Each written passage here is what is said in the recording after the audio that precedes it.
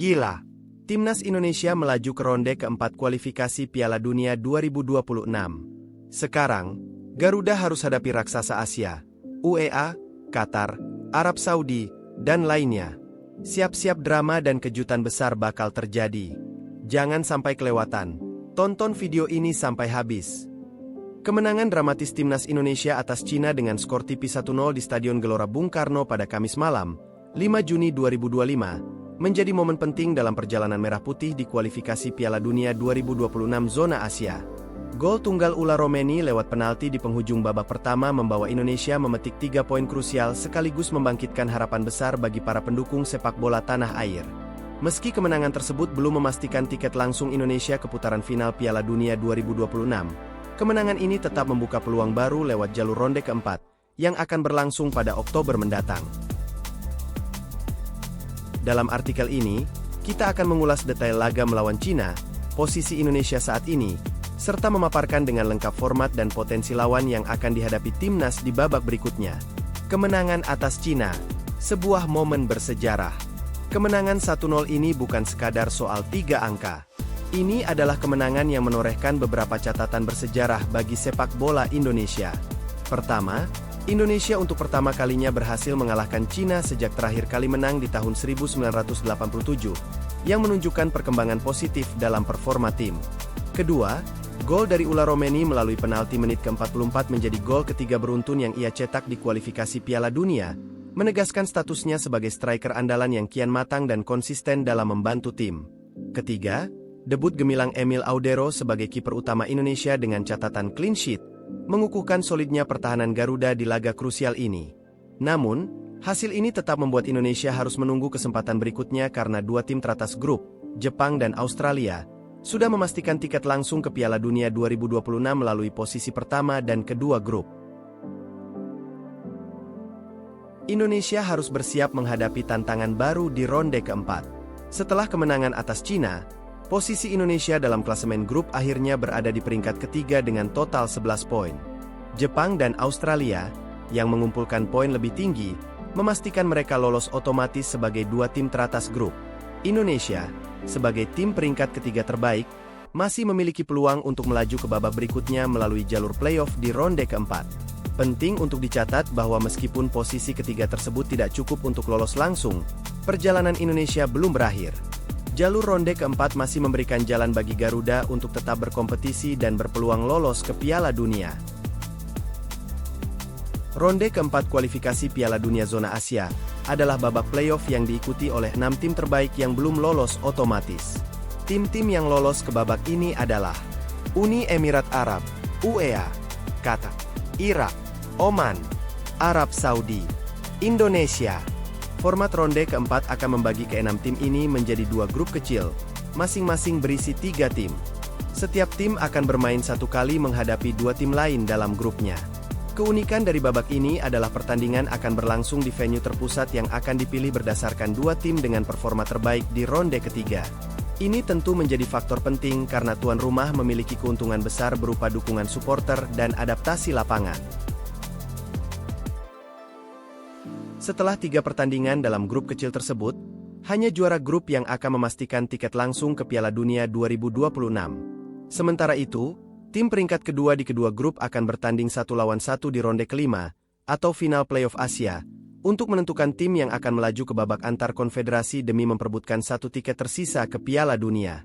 Ronde keempat akan digelar dalam rentang waktu 8 hingga 14 Oktober 2025, memberikan waktu persiapan selama 4 bulan sejak berakhirnya ronde ketiga pada Juni 2025. Waktu persiapan ini sangat krusial untuk tim seperti Indonesia yang membutuhkan pemulihan fisik pemain, evaluasi taktikal, dan penguatan skuad. Keputusan terkait venue pusat babak playoff juga akan diumumkan dalam beberapa bulan ke depan, yang dapat sangat menentukan strategi dan kesiapan masing-masing tim.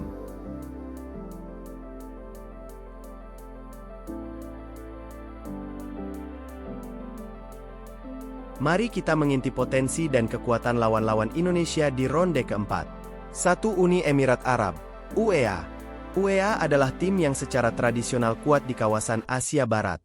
Mereka memiliki skuad yang berpengalaman dan telah beberapa kali tampil di Piala Dunia sebelumnya. Tim ini dikenal dengan gaya permainan yang cepat dan fisik kuat, serta mampu memanfaatkan serangan balik secara efektif. Di ronde ketiga, UEA menunjukkan performa stabil dan mampu memetik hasil positif dalam pertandingan krusial. 2. Qatar. Qatar sebagai juara Piala Asia 2019 dan tuan rumah Piala Dunia 2022, membawa status sebagai salah satu tim terkuat di Asia Barat. Tim ini mengandalkan keseimbangan antara teknik dan taktik, serta pemain-pemain yang berlaga di liga-liga top dunia. Meskipun belum menunjukkan performa maksimal di ronde ketiga, Qatar selalu menjadi ancaman serius dalam setiap pertandingan.